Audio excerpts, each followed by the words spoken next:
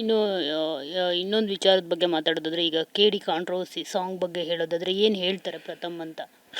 ನಿಮಗೆ ಇವತ್ತೊಂದು ಸತ್ಯ ಹೇಳಿದ್ರೆ ನೀವು ಗಾಬರಿಯಾಗಿ ಶಾಕ್ ಆಗಿ ಶೇಕ್ ಆಗ್ಬಿಡ್ತೀರಾ.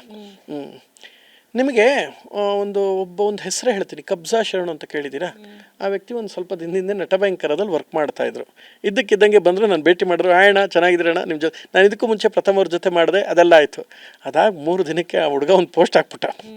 ಹೈ ಹೆಂಗೈತೆ ಕೆ.ಡಿ. ಸಿನಿಮಾ ಹೆಂಗೈತೆ? ಒಬ್ಬ ಸುಧಾಕರನ್ ಅವರು ಪಾಪ ಅವ್ರಿಗೇನು ಅನಿಸ್ತೋ ರಿವ್ಯೂ ಮಾಡಿಬಿಟ್ರು. ಕೆ.ಡಿ. ಎಲ್ಲರೂ ಅನ್ಕೊಂಡ್ರು ಪ್ರಥಮ ಆಪ್ತ ಧ್ರುವನ್ ವಿರುದ್ಧ ತಿರುಗಿ ಬಿದ್ದವ್ರು. ಇದಾಯಿತು, ನನ್ನನ್ನು ಭೇಟಿ ಮಾಡೋದ ಎಲ್ಲ ಅಪ್ಪ ನನ್ನ ಪಾಡಿಗೆ ನಾನು ಬಿಟ್ಬಿಡೋ, ನಿಂಗೆ ಏನು ಬೇಕು ರಿವ್ಯೂ ಏನಾರು ಮಾಡ್ಕೊಳ್ಳೋದು.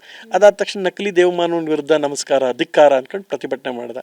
ನಾನು ಭೇಟಿ ಮಾಡೋದ ತಕ್ಷಣ ನೆಕ್ಸ್ಟ್ ಟೈಮ್ ವಿಡಿಯೋ ಏನಾಗುತ್ತೆ, ಇವರು ಒಪಿನಿಯನ್ ಹೇಳ್ತಾರೆ, ಬಟ್ ಎಫೆಕ್ಟ್ ಆಗೋದು ನಮಗಮ್ಮ. ನಾನು ಏನೂ ಮಾಡಿಲ್ಲ. ಅವಾಗ ಈಗ ಸಂಜನಾ ಇರ್ಬೋದು, ಅವ್ರೇನೋ ಹೇಳಿದ್ರು ಅಮ್ಮ ಅವರು ನೋಡಿ ನಿಮಗೆ ಏನಾಗುತ್ತೆ ಅಂತ ಹೇಳಿದ್ರೆ, ಅವರೊಂದು ಸಾಂಗ್ ಬರೆದಿದ್ದಾರೆ. ಈಗ ಅವನು ಕಬ್ಜಾ ಶರಣು ಪಾಪ ಅವನೇನೋ ಹೇಳ್ಬಿಟ್ಟೋದ, ಬಟ್ ಎಫೆಕ್ಟ್ ಆಗಿದ್ದು ನನಗೆ. ನೋಡೋ ಪ್ರಥಮ್ ನಿಂತ್ಕೊಂಡು ಹಿಂದೆ ಮಾಡಿಸ್ತಾ ಅಂತ ಅವ್ನು ನನ್ನ ಜೊತೆಗಿದ್ದು 3 ವರ್ಷ ಹಿಂದೆ ಬಿಟ್ಟು ಹೋದವನು ಇದ್ದಕ್ಕಿದ್ದಂಗೆ ಒಂದು ಫೋಟೋ ತೆಗೆದಾಕ್ತಾ. ಮಾರನೇ ದಿನ ಕೆ.ಡಿ.ನ ಇದು ಯಾವುದಾದ್ರು ಮಾರ್ಟಿನ ರಿವ್ಯೂ ಮಾಡಿದೆ. ಧ್ರುವ ಅವ್ರಿಗೂ ಯಾಕೆ, ನಿಮ್ಮಿಬ್ರು ಮಧ್ಯೆ ಯಾಕೆ ಏನಾಗಿದೆ?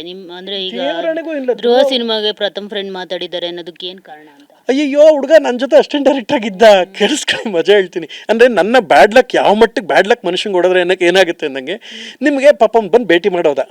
ಪಾಪ ಭೇಟಿ ಮಾಡೋಕೆ 2ನೇ ದಿನಕ್ಕೆ ಒಂದು ಪ್ರತಿಭಟನೆ ಮಾಡೋಕ್ಕೆ ಶುರು ಮಾಡ್ದ. ನನಗೆ ಒಂದು 200 ಜನ ಫೋನ್ ಮಾಡಿ, ಪ್ರಥಮ್ ನಿಮ್ಮ ಸ್ನೇಹಿತ ಅಂತೆ, ನಿಮ್ಮ ಶಿಷ್ಯ ಅಂತೆ, ಏನಕ್ಕೆ ಇವೆಲ್ಲ ಮಾಡೋದು, ಏನಿದ್ರಿಂದ ಅವ್ನ ಪಾಡ್ಗವ್ನು ಬಂದ, ಅವ್ನ ಪಾಡ್ಗವ್ನು ಮಾಡ್ಕೊಂಡದ, ಅವ್ನ ಪಾಡ್ಗವ್ನು ಫೋಟೋ ತೊಗೊಂಡು, ಇದಕ್ಕೂ ನನಗೂ ಏನರ ಪಾಪ ಅವನು ಇಷ್ಟ, ಅವನಂತ ಕೆಟ್ಟ ಹುಡುಗ ಅಲ್ಲ, ಬಟ್ ಅವನು ಇಷ್ಟ, ಅವನೇನೋ ಮಾಡ್ಕೊಂಡದ. ಇದೇ ಥರದ್ದು ಇದು ಆದಾಯಿತು. ನಾನು ಮತ್ತು ಅವರು ಧ್ರುವ ಅವ್ರದ್ದು ಇದಾಗಿತ್ತು, ಸೀಮಂತ ಆಗಿತ್ತು, ಅವ್ರ ಶ್ರೀಮತಿದು. ಹೋಗಿದ್ವಿ, ಬಂದ್ವಿ, ಭೇಟಿ ಮುಗಿಸ್ಕೊಂಡು ಬಂದೆ. ಅದಾಗ ಒಂದು ವಾರಕ್ಕೆ ಮಾರ್ಟಿನ್ ರಿಲೀಸ್ ಆಯಿತು. ಮಾರ್ಟಿನ್ನ ಪಾಪ ರಿವ್ಯೂಲಿ ಏನೇನೋ ಹೇಳ್ಬಿಟ್ಟ. ಅದೇ ನಿಮಗೆ ಪಾಪ ಸುಧಾಕರ್ ಅವ್ರು ಏನೋ ಹೇಳಿದ್ರು, ಪಾಪ ಅವ್ರು ಡಿಲೀಟ್ ಮಾಡಿದ್ರಂತೆ. ಸುಧಾಕರ್ ಡಿಲೀಟ್ ಮಾಡಿದ್ರು, ಶರಣನ್ ಬಟ್ ಏನಾಗೋಯ್ತು ಎಫೆಕ್ಟು, ನನಗೆ ಎಫೆಕ್ಟ್ ಆಯಿತು. ಪ್ರಥಮ್ ಜೊತೆಲಿ ದುಡ್ಗ ಹಿಂಗೆ ಮಾಡಿದೆ. ಏನಾಗುತ್ತೆ, ನಮ್ದು ಅಲ್ಲದೆ ಇರೋ ತಪ್ಪು.